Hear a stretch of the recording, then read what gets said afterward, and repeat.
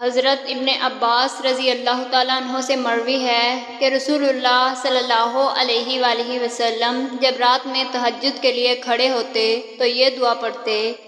ترجمہ: اے میرے اللہ، ہر طرح کی تعریف تیرے ہی لیے ہے۔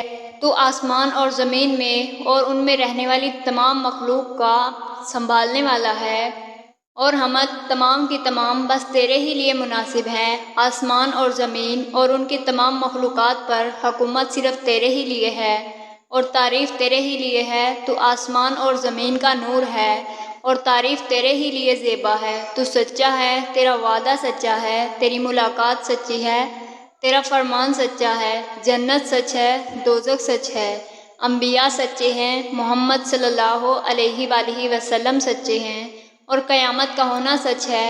اے میرے اللہ، میں تیرا ہی فرما بردار ہوں، اور تجھی پر ایمان رکھتا ہوں، تجھی پر بھروسہ رکھتا ہوں، تیری ہی طرف رجوع کرتا ہوں، تیرے ہی عطا کیے ہوئے دلائل کے ذریعے بحث کرتا ہوں، اور تجھی کو حکم بناتا ہوں۔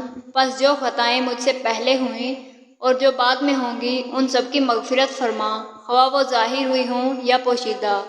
آگے کرنے والا اور پیچھے رکھنے والا تو ہی ہے، معبود صرف تو ہی ہے۔ یا یہ کہا کہ تیرے سوا کوئی معبود نہیں۔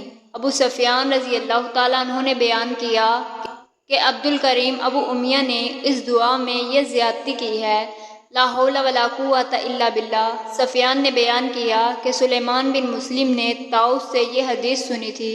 انہوں نے عبداللہ بن عباس رضی اللہ تعالیٰ عنہ سے، اور انہوں نے نبی کریم صلی اللہ علیہ وآلہ وسلم سے۔ صحیح بخاری حدیث نمبر 1120۔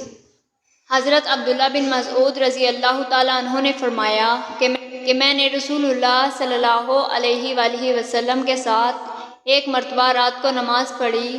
آپ صلی اللہ علیہ وآلہ وسلم نے اتنا لمبا قیام کیا کہ میرے دل میں ایک غلط خیال پیدا ہو گیا۔